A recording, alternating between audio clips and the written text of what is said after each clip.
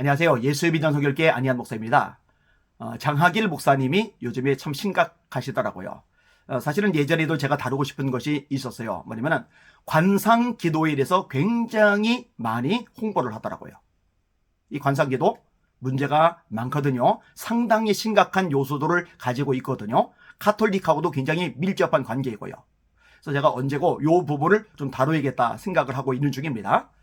자, 그런데 그거 못지않게 더 위험한 부분이 뭐냐면요.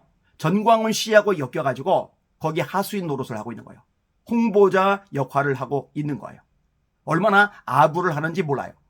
아니, 목회 잘하셨잖아요. 학교도 세워서 잘 운영하고 계시잖아요.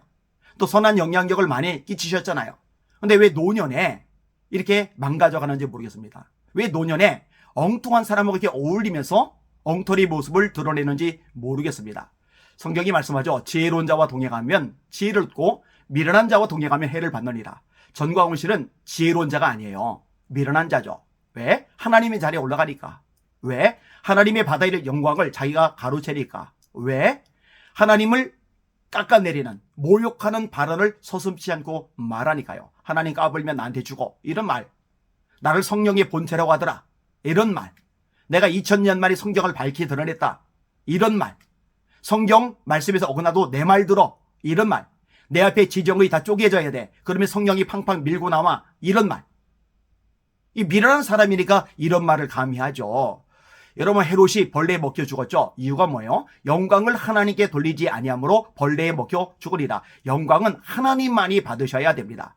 너희는 먹든지 마시든지 무엇을 하든지 다 하나님의 영광을 위하여 하라. 우리가 살아도 주를 위하여 살고 죽어도 주를 위하여 죽나니 사나 죽으나 우리가 주의 것이로다. 이는 만물이 그에게서 나오고 그로 말미암고 그에게로 돌아감이라. 영광이 세세에 그에게 있으리로다. 오직 성부 성자 성령 삼일째 하나님만이 영광을 받으셔야 돼요.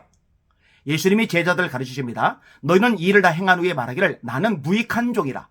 마땅히 할 일을 한 것뿐이다. 이렇게 고백할지리라.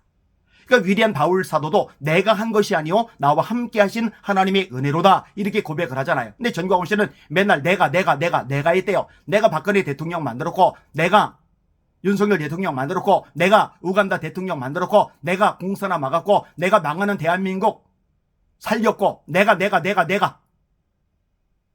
미련한 거죠. 근데 이 미련한 사람을 책망해서 바로잡아줘야 되는데 장하길 목사님은 그 밑에 들어가서 아부를 하고 있는 거예요.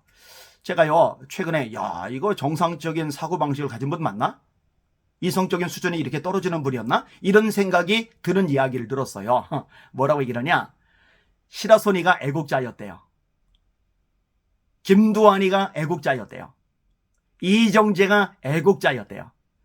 여러분, 이 방송 보시는 시청자 여러분, 솔직하게 얘기를 해보세요. 이정재 씨가 애국자입니까? 김두한 씨가 애국자입니까? 저는 장군의 아들이라는 영화가 나와서 이 조폭을 미화시키는 그 모습을 보면서 굉장히 충격을 받았어요. 참 가슴 아픈 일이다. 이런 식의 쓰레기 같은 영화가 한국에 퍼지니까 청소년들의 장래 꿈 중에 하나가 조폭이에요. 이런 어처구니 없는 짓들을 저지르는 거예요. 이 깡패 영화가 왜 이렇게 많이 나옵니까? 이정재 씨가 애국자입니까? 정치 깡패죠. 애국자들이 아니란 말이에요. 그런데 깡패들이 애국자였대요. 마찬가지로 지금 대한민국의 조폭들 보고 이정재처럼 김두한처럼 시라소니처럼 애국자가 되래요. 애국자가 되는 비결이 뭐냐? 전광훈 씨하고 함께하는 거예요. 그러면 애국자가 되는 거래요. 세상에. 이게 도대체 상식이 있는 목사님의 이야기 맞나? 이게 정말 수준이 있는 분의 이야기가 맞나? 절대로 수준이 있다고 말할 수가 없어요. 야, 이거 심각하다, 끔찍하다. 이 생각이 저절로 드는 거예요. 자, 그 다음에 뭐라고 아부하느냐?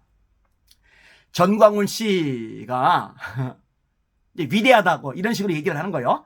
미국에 있는 한인들도 다 안다는 거예요. 미국에 있는 한인들도 다 안다. 이미 다 안다. 뭔 바보 천치 같은 소리입니까? 아니, 미국에 있는 한인들이 전광훈 씨를 그렇게 다 알아주면 얼마 전에 미국에 갔잖아요. 89명인가 이끌고 미국에 갔잖아요. 근데 푸대접을 받았죠. 완전히 찬밥덩어리 취급을 당했잖아요. LA의 한인교회들, 큰 교회들이 굉장히 많습니다. 그런데 그 어떤 교회에서도 전광훈 씨에게 집회 장소로 내주지 않았어요. 왜 내주지 않았겠어요? 간단합니다. 전광훈 씨의 실체를 아는 거예요. 어울려봐야 유익이 하나도 없고 손해만 본다는 걸 아는 거예요. 성도들의 반발이 심하다는 걸 아는 거예요. 여러분, 목사님들이요, 소신껏 목회도 하지만 진짜 전 성도들이 강렬하게 원하고 바라면은요, 말씀에서 어긋난 것 아니라면은 때때로 맞춰주기도 해야 됩니다. 진짜로 전교인들이 열광적으로 전광훈 모시자, 전광훈 모시자, 전광훈 모시고 강사로 모시고 우리 집회 열자 막 이게 일어나면은요, 목사님들이 맞춰줄 가능성들이 높아져요. 그런데 성도들도 설레설레 하는 거예요. 그러니까 어떻게 돼요? 에티오피아 사람들이 예배드리는 그 공간을 빌려서 예배드렸죠. 크지 않은 예배당. 거기도 뭐 어마어마하게 모여서 자리가 넘치느냐? 그것도 아니에요. 데리고 간 사람이 89명 정도 되는데 이만큼 푸대접 찬밥 덩어리 취급을 당하는 게 전광훈 씨입니다. 대한민국은 당연히 꽤 전부터 이런 현상이 드러났고요. 돈 때문에 사람들 그나마 긁어 모으는 게 어느 정도 가능해진 거죠. 돈까지 떨어지면 완전히 개밥의 도토리 신세가 되고 말 겁니다. 자, 그런데 장하길 목사님이 나와가지고 아부를 하는 거예요. 미국 사람도 알아준다. 세상에. 아니, 왜 그러고 있어요? 설교 시간에는 복음을 전하기도 모자라잖아요. 예수 그리스도의 생명의 복음을 전하는 것, 이게 목사가 된 목적이잖아요. 바울 사도가 뭐라고 고백을 합니까? 내가 복음을 부끄러워하지 않으니 이 복음은 모든 믿는 자에게 구원을 주시는 하나님의 능력이 됩니다. 첫째는 유대인에게, 또한 헬라인에게로다.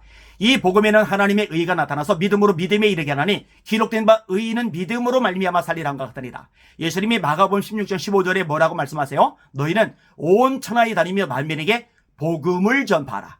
믿고 세례를 받는 사람은 구원을 얻을 것이요 믿지 않는 사람은 정죄를 받으리라. 바울 사도가 무엇을 해서 목숨을 겁니까? 각성에서 결박과 환난이 나를 기다린다 하시나 나의 달려갈 길과 주 예수께 받은 사명, 하나님의 은혜의 복음 증언하는 일을 마치려면 나의 생명을 조금도 귀한 것으로 여기지 아니하노라. 복음이지, 복음. 내가 복음을 전하지 않으면 내게 화가 있으리로다.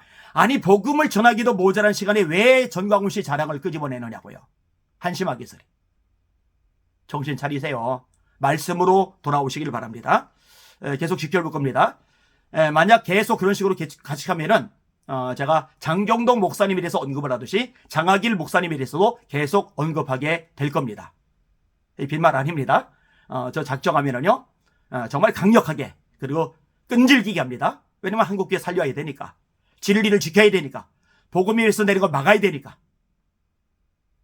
이런 식으로 적이 많아지면 제가 손해 아니냐고 걱정하는 분들이 있는데 걱정 안 합니다. 하나님이 세워주시고 하나님이 지켜주시고 하나님께서 축복해 주실 테니까요. 사랑하는 시청자 여러분, 말씀에만 삽시다. 진리 선한 싸움을 싸워 나갑시다. 주님만 위해서 끝까지 다름질하는 저와 여러분들에게를 원합니다. 날마다 주님의 이름으로 전진하고 승리하십시오. 할렐루야.